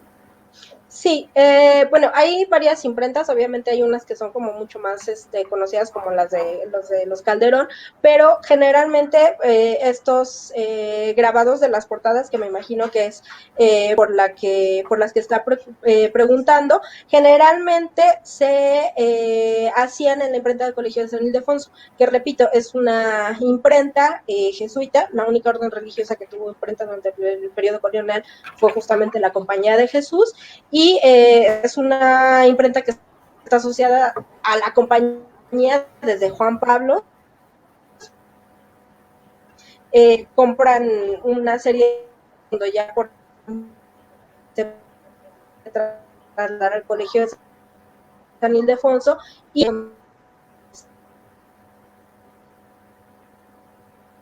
Estamos teniendo un poco de problemas de conexión, esperemos que se incorpore la doctora Malinali. Y bueno, pues mientras tanto les comento que agradecemos a todos. Doctora Malinali ya está otra vez con nosotros. Gracias. Sí, ya. Me parece que tuve por ahí un problema sí, de conexión, pero ya. De todo conexión. Bien. Sí. Sí, me parece que la pregunta es específicamente por estos grabados. Sí, la mayoría en los pies del grabado dice que son hechos en la imprenta de San Ildefonso, que es obviamente de la Compañía de Jesús. Muy bien, muchas gracias. Bueno, Adriana Fernández nos dice, muy interesante, muchas gracias por su ponencia. Adriana Villegas, gracias. José Sabas nos manda una liga, después veremos, ya dirá Rojas, genial. José Sabas nuevamente, muchísimas gracias, me será de mucha utilidad. Federico López, los jesuitas recuperaron códices prehispánicos y realizaron algunos estudios sobre ellos. ¿Qué nos puedes decir sobre esto, Marinelli? Sí, y no necesariamente es una cuestión de recuperación. Hay también una tradición, bueno, por ejemplo, están algunos de los materiales que heredaron de Sigüenza y Góngora, que estaban en la biblioteca del Colegio San Pedro y San Pablo, en el Colegio de San Gregorio, que era un colegio destinado a nobles indígenas, también hay reproducciones y algunos códices también. La verdad es que durante el momento de la expulsión se tienen muy pocos datos. En los inventarios, que es los que se hacen a partir de temporalidades, en donde se mencionan estos manuscritos que entran muy a fuerza en la clasificación de manuscritos y códices membranáceos y góticos, hay algunas menciones donde no se especifica qué tipo de códices prehispánicos se tienen, pero sí dice códices con imágenes de la tierra. Entonces, evidentemente se tratan de estas grafías que no logran entender, y obviamente ya bien avanzado en el siglo XVIII, sobre todo ya con los jesuitas expatriados y quienes desarrollan como toda esta tradición de historias de México, obviamente estamos pensando desde Clavijero, también Diego José Abad, que ya también nos recordaba la doctora Hilda Valdés, tienen toda esta tradición de recuperar la historia prehispánica, evidentemente a través de los códices. Muchas veces no son códices que conocen aquí en Nueva España, sino ya propiamente en el exilio, que conocen a través de colecciones particulares, que incluso están en el Vaticano, etcétera. Muchas gracias, ese es otro tema. Y bueno, Marco Mancera nos pregunta, ¿cómo está el panorama en los textos jesuitas de Michoacán, particularmente en Pátzcuaro y en Valladolid? Bueno, es muy interesante porque ahorita lo que nos plantea Marco es pensar los jesuitas desde el Michoacán actual. Bueno, antes una pausa, es la Compositiology, es un texto de Perla Chinchilla, perdón, ya recordé a la autora, por si gustan buscarlo, es un texto muy bueno que puede ayudar mucho a entender como esta forma de los cursos. Regresando a lo que nos plantea Marco, si pensamos nosotros ahorita en el Michoacán actual, pues obviamente estamos pensando en estos dos colegios, Pátzcuaro y Valladolid. Se ha trabajado, hasta donde yo conozco, hay relativamente poco trabajado. Hay una tesis de maestría muy interesante sobre arquitectura del Colegio Jesuita de Pátzcuaro, que habla un poco de la biblioteca, de cómo está organizada y de algunos trabajos de organización material de la biblioteca. Entonces, bueno, por un lado está eso, está obviamente el trabajo del doctor Gabriel Silva Mandujano, que hizo algún acercamiento a la librería de Valladolid Morelia, del Colegio de Valladolid, del Colegio de San Francisco Javier, pero yo nunca he encontrado el material en el que él se apoya. Aparentemente estaba en el archivo de Casa de Morelos. Yo no lo encontré, es muy común que de pronto los documentos desaparezcan y ya no estén, entonces nunca he tenido oportunidad de cotejarlo. Él hace un análisis de un fragmento de este inventario y de cuáles son los libros que se pueden identificar. Hay un texto también aquí en Bibliográfica que tiene 2 o 3 años que hace el rastreo de uno de los libros en Pátzcuaro, que el autor, no recuerdo ahora el nombre del autor, pero lo puedo postar aquí abajo también más tarde, en donde hace una reconstrucción del tránsito de este libro que encuentra en una librería de viejo en Ciudad de México y empieza a indagar, ¿no?, que aparece o no aparece en alguno de los inventarios, hace una reconstrucción material y una descripción. Entonces, bueno, eso también es un poco. En general, sobre los jesuitas en Michoacán hay relativamente poco escrito. Hay una tesis que incluso ganó un premio, Bandari, no recuerdo ahora el apellido, soy pésima con los nombres, perdón, también la puedo postar acá abajo, que es justamente los jesuitas en Valladolid de Michoacán. Y hay un trabajo que coordina, si no recuerdo mal, Consuelo Maquíbar, sobre los jesuitas en Morelia, que tiene así como una serie de artículos sobre cómo se han organizado. Si lo pensamos un poco más en grande, bueno, también está algunas menciones sobre los inventarios que existen. Por ejemplo, hay una mención de la doctora Idalia García que habla de inventario del colegio de la ciudad de Valladolid, de la ciudad de Pátzcuaro. Yo no lo he encontrado. Cuando yo lo fui a buscar al Archivo Nacional de España, me dijeron que estaba fuera de circulación, entonces yo le perdí la pista. Lo que pude obtener es el inventario de las celdas, o sea, de las librerías particulares. Ese lo tengo yo trabajado justamente en el artículo que mencionabas tú al inicio, Ana María, el de leer a solas. Trabajo un poco ese inventario que es personal, pero si pensamos un poco en Michoacán como el Obispado del Tiempo, pues obviamente hay trabajos sobre San Luis de la Paz y San Luis Potosí. Está obviamente los trabajos de Idalia García en San Luis Potosí. En San Luis de la Paz también Andrea Ortega Centeno, que también trabaja un poco Guanajuato. Entonces, aumentando un poco el espectro al Obispado de Michoacán, hay varios trabajos que hacen estudios de casos sobre los inventarios, no propiamente sobre los manuscritos, sino sobre los inventarios completos de las bibliotecas. Muchas gracias. Y bueno, la doctora también, gracias a la doctora Hilda Valdés, posteó ya el artículo, me imagino al que hace referencia en bibliográfica. Sí. Mari Carmen Schlenke nos dice, excelente sesión, felicitaciones. Norma O. Toledano nos dice, interesante información, se les agradece. La doctora Valdés, bueno, nuevamente da una referencia. Y nos dice Federico López, me interesa consultar con más detenimiento el mapa de 1754 que usted presentó.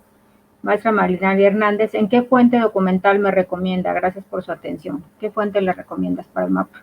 Eso lo puedes consultar y hacerlo incluso en grande si lo buscas directamente en un artículo de Perla Chinchilla sobre no recuerdo exactamente el nombre, pero se llama algo así como Los jesuitas en la independencia de México, y hace una recopilación justamente de toda la ideología que va desarrollando la Compañía de Jesús durante todo el siglo XVIII, y ese mapa lo puedes descargar en grande. Hay una copia también en el Museo Nacional del Virreinato, pero ahí lo puedes obtener perfectamente. Si tú entras a la página del ARSI, que es ARSII, que es el Archivium Romanum Societatis Jesu, ahí lo puedes descargar directamente, y ahí hay mucho material que te puede servir, no nada más de ese mapa, sino de varios, porque hay representaciones específicas de las Californias, los mapas que van haciendo antes de llegar como a este gran mapa de la provincia, las propuestas sobre el mapa de cómo se puede dividir en dos la provincia mexicana, también a mitades del siglo XVIII. Entonces hay mucho material ahí en el ARSI que te puede servir. Es una página muy amigable, hay varios recursos, se pueden descargar también muchos libros, entonces ahí puede haber algo que te interese y que te sirva. Muchas gracias. Y bueno, también tenemos una pregunta de tu tutor, el doctor Manuel Suárez Rivera, investigador del instituto. Dice, ¿cómo podría definir brevemente el destino de los manuscritos y libros jesuitas? ¿Cómo explicar los avatares por los que ha optado? Gracias y felicidades. Yo creo que esa es muy buena pregunta para cerrar, ¿no? Sí, es como 1000 preguntas en uno. Sí. Son las preguntas que yo creo que, como él mismo dice, me atormentan cada día, ¿no? La verdad es que una de las pocas certezas a las que yo he podido llegar, mi tutor del doctorado me decía, puede usted no tener muchas certezas, pero siempre tenga muchas preguntas. Entonces, una de las pocas certezas que llega después de muchas preguntas es que en realidad nunca hay un destino final para las librerías, para los libros, para los manuscritos. Básicamente, estas colecciones siempre van a estar mutando, porque su naturaleza es esa. La biblioteca nunca es un espacio cerrado, sino es un proyecto de lectura, y al ser un proyecto de lectura constantemente se está alimentando y reformando. El origen de estos manuscritos, sus procedencias, nos permiten ver, pues, de una manera muy detallada lo que yo digo a grandes, muy, muy grandes rasgos. Hay un interés por conocerlos, ¿no? A pesar de que en teoría son materiales que empiezan a estar caducos, que ya no son interesantes, que no van con la proyección de la empresa, siguen siendo interesantes para un grupo específico de la sociedad. Generalmente están asociados a religiosos. Esto quiere decir que hay un interés, sobre todo en este conocimiento que está asociado a la escolástica, a las Sagradas Escrituras, etcétera, y que se va a mantener dentro de la línea de los religiosos, que son los que están pidiendo como estos manuscritos. Pero también es muy interesante ver cómo instituciones como la universidad los siguen utilizando, y nosotros lo hemos charlado en alguna ocasión también con el doctor Suárez, sobre la posibilidad de que estos libros sigan siendo utilizados como una especie de manual de cursos, ¿no? Porque no tiene ningún sentido que la universidad tenga 60 o 70 cursos que son exactamente iguales repetidos. Si esta misma institución se está deshaciendo de libros que no quiere tener porque son repetidos y prefiere venderlos para tener recursos y comprar otros materiales que sí les son necesarios, ¿no? Entonces, de alguna manera hay un aprovechamiento de estos textos que se niegan a morir. Y sobre estos avatares, parte del título completo de esta estancia era hacer una aproximación al tráfago de los manuscritos, es decir, a lo que se les ha martirizado, a cómo han ido de un lugar a otro, a cómo han sobrevivido a la destrucción. Y esto es muy interesante porque si nosotros lo pensamos, en realidad lo más fácil era ponerles un cerillo, venderlos por kilo, como se hizo en muchas partes, dejarlos perder entre los ratones, la polilla, la humedad, todo. Y no, siguen permaneciendo porque hay alguien que de algún modo les siguen pareciendo interesantes. En este momento, si nosotros los vemos como un patrimonio lejano, como algo que no podemos identificar, ver, tocar, pues los vamos a ver nada más como eso, ¿no? Como simples textos que están por ahí navegando, que qué bueno que los expongan y ya. Pero la idea un poco es apropiarnos de ellos como parte de esta historia cultural que nos hace identificar todo un periodo, todo el pensamiento de una época, cómo se va desarrollando, cómo va cambiando esta sociedad, sus intereses, sus preocupaciones políticas, sus necesidades espirituales, su forma de vivir su religiosidad, cómo van cambiando las advocaciones a las que veneran. Eso se va viendo incluso en los nombres que van cambiando en los niños, ¿no? Cómo van cambiando las advocaciones religiosas conforme van cambiando los nombres en los registros de bautizo. Entonces, todo eso de pronto se puede rastrear por estos elementos de la cultura escrita que nosotros ya en este momento estamos tan acostumbrados a ver y vemos como tan natural que todo el mundo sepa leer y escribir, lo menospreciamos tanto que no nos damos cuenta de la magnitud del poder que tiene la cultura escrita y de lo que un testimonio escrito significa para la humanidad completa, ¿no? Entonces yo creo que una de estas de estas cosas que a mí me queda es que hay que trabajar desde la academia, pero para que todos tengamos la posibilidad de un acceso a esto que es un patrimonio común, ¿no? O sea, digo, no todo mundo va a querer ni poder acercarse a la biblioteca a conocer tal cual estos manuscritos, estos documentos, pero habrá quien tenga la oportunidad, por ejemplo, de navegar, repito, a través de Nautilo y conocer varios de estos textos que están digitalizados, de aprovechar que ahora en esta época pandémica nos han abierto posibilidades de exposiciones virtuales, entonces de conocer y apropiarnos un poco de esto que nos pertenece a todos, porque solo de esta manera pues vamos a poder identificarnos con algo que es nuestro. Claro, y bueno, además esta charla yo creo que ha sido un excelente ejemplo de cómo podemos apropiarnos de los textos, de conocer un poquito más sobre lo que tiene la Biblioteca Nacional y este fondo jesuita. Quisiera preguntarte, ¿en dónde está físicamente este acervo de la Biblioteca Nacional? En el fondo reservado, la mayor parte está ubicado en la colección de archivos y manuscritos. Algunos de los textos están ubicados en obras raras y curiosas y muy vagamente por ahí he encontrado algunas referencias en la colección mexicana, pero fundamentalmente es archivos y manuscritos porque también ya hay un periodo de organización en la Biblioteca Nacional propiamente, en que se están reacomodando estos textos. ¿Y cómo lo sabemos? Porque originalmente, esto que yo te comentaba un poco sobre las marcas de procedencia, ¿no? Que es el número de clasificación, el número de estante al que pertenecía. De repente ves que el número 308 es el número 2 de un estante y el número 3 del estante es el número 450, ¿no? Esa misma colección. Entonces, esos 100 números a lo mejor llegaron antes que el último a la biblioteca, pero tienen una consecución. Entonces, lo que yo hago es tratar de reconstruir virtualmente cuál era la organización original de esos manuscritos y así tiene un sentido, ¿no? Muy bien. Bueno, ya lo saben ustedes, los manuscritos están en la la Biblioteca Nacional. Bueno, tenemos todavía más preguntas y algunos comentarios, vamos a leerlos. La librería La Higuera de San Luis de la Paz nos dice: manuscritos jesuitas de San Luis de la Paz, Guanajuato, han aparecido en la Biblioteca Nacional de Chile. En la Biblioteca Nacional de México, ¿se han encontrado algo de este colegio? De San Luis de la Paz yo no he encontrado todavía me faltan cerca de 200 manuscritos de revisar. Hasta ahora no lo he encontrado, es muy razonable que se hayan encontrado en la Biblioteca de Chile por esta situación del traslado por compra de los manuscritos y esta creación del Fondo UNESCO de Patrimonio de la Humanidad, en donde hay todo este archivo jesuita.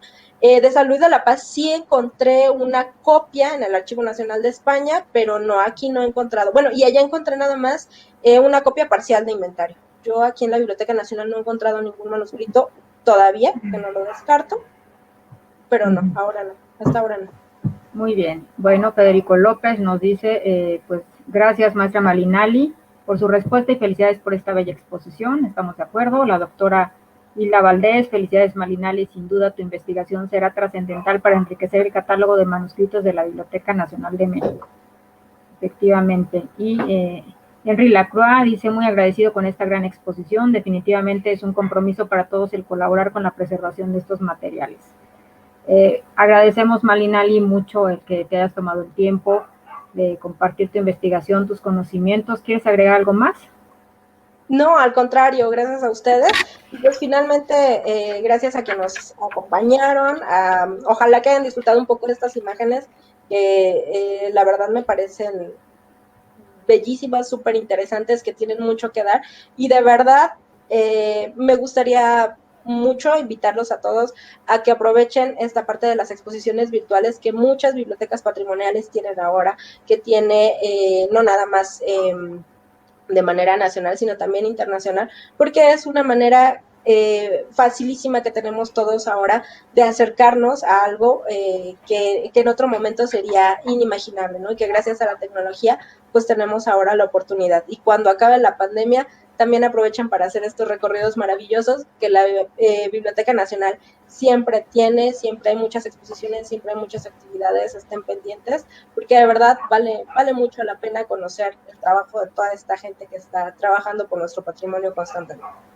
Bueno, pues muchas gracias. Como dice la doctora Malinali, los invitamos a todos ustedes a visitar nuestra página, porque allí van a poder encontrar toda la oferta cultural y académica que tenemos para ustedes. Gracias por acompañarnos en esta reactivación de Ratones de Biblioteca. Aquí está nuestra página, www.iib.unam.mx. También, por favor, síganos en nuestras redes sociales. Tenemos el Facebook, ya lo tienen ustedes. Tenemos Twitter, @iibunam. Y suscríbanse a nuestro canal de YouTube de la Biblioteca Nacional. También van a encontrar un documental que acabamos de hacer precisamente sobre parte de estos fondos antiguos. Sin más, me despido. Los invito el próximo jueves para que nos acompañen en una cita con Ratones de Biblioteca a las 6 de la tarde. Nos va a acompañar la doctora María Teresa Solórzano y ella nos va a hablar sobre la narrativa de Vicente Riva Palacio. Nos vamos al siglo XIX. Gracias, Malinali. Gracias, Giselle Cosío. Bienvenida. Y gracias a todos ustedes. Hasta luego.